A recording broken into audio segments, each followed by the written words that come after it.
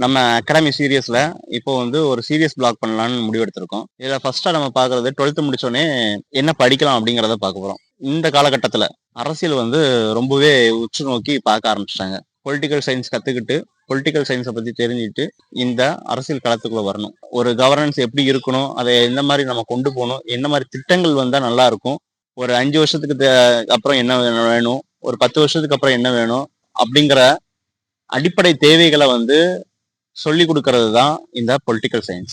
இந்த பொலிட்டிக்கல் சயின்ஸை பொறுத்த வரைக்கும் நம்ம என்னெல்லாம் பண்ணலாம் அப்படின்னா, பேசிஸ் ஆஃப் டேட்டா. ஸோ இந்த பொலிட்டிக்கல் சயின்ஸை வந்து எவ்வளோ தெளிவாக படிக்கிறோமோ, நாளைக்கு நம்மளே வந்து பல அரசியல் ஜாமான்களை உருவாக்குறதுக்கான வாய்ப்புகள் இருக்கு.